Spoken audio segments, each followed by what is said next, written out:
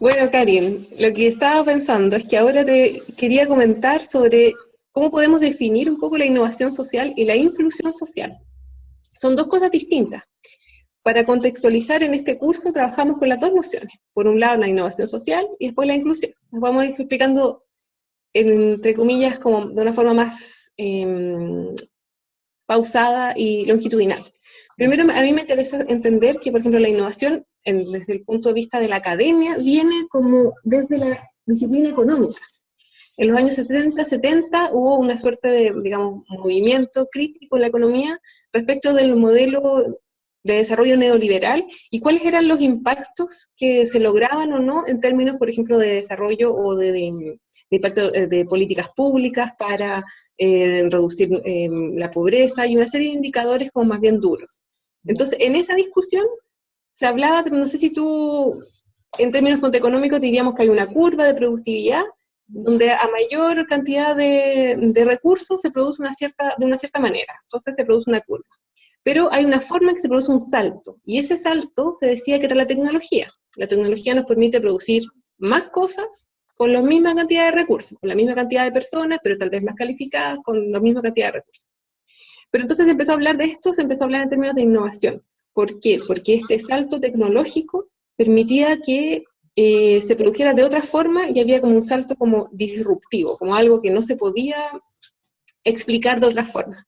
Entonces desde ahí las políticas públicas empezaron a hablar de innovación. Yo me imagino que, como estamos en el mismo contexto latinoamericano, en Perú, me imagino todas las, no sé, los ministerios deben estar hablando de innovación. No Sí. sé, ¿te ocurre algún programa que nos puedas contar?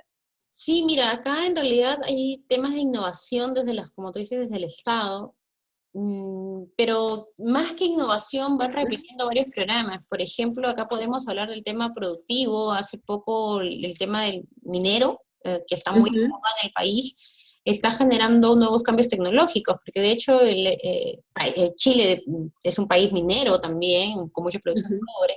Igual acá en Perú está haciendo mucho la industria extractiva, y lo que pasa es que la minería llega, la empresa minera llega, y genera innovación en el lugar donde llega, más allá del impacto ambiental que también se Ujú. da, llega y pone escuelas y pone centros de salud y les genera condiciones de vida que antes esta población, que además normalmente está en la zona alta del país, condiciones que no tenía.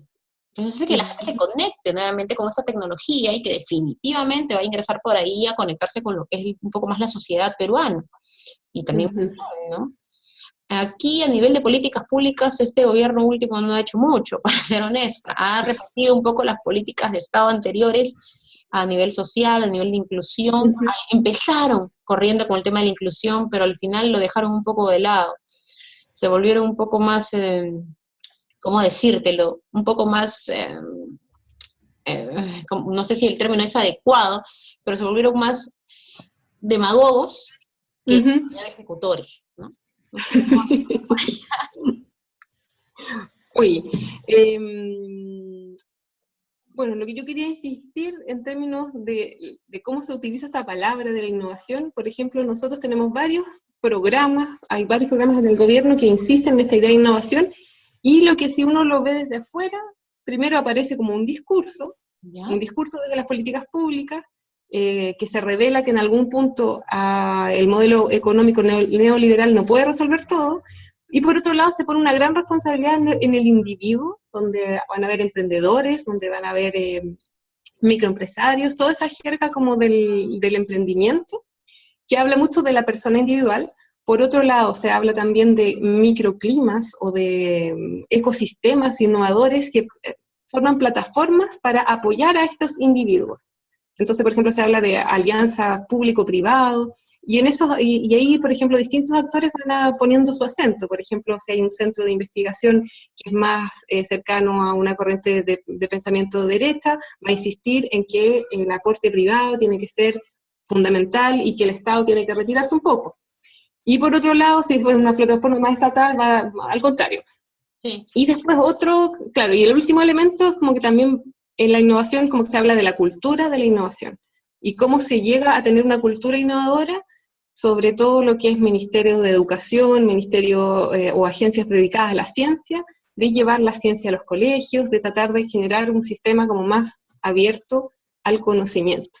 Aquí, por ejemplo, a partir de eso, me haces pensar que aquí lo que pasa es que hay mucho peruano emergente. Se le conoce como el peruano emergente, aquel que salió de situaciones de pobreza, de pronto de condiciones económicas bajas, y que un poco a punta de su esfuerzo y de las condiciones que el Estado les puede haber brindado, algunas oportunidades, algunas becas, algunos apoyos estatales, ha salido, ¿no? Ha surgido y ha creado su propio negocio, ha generado sus propias condiciones de vida, y ellos a la vez se vinculan, ¿no? Con organizaciones estatales, con organizaciones privadas, tipo ONGs, que también hay mucho, que tienen mucha incidencia aquí en distintos temas.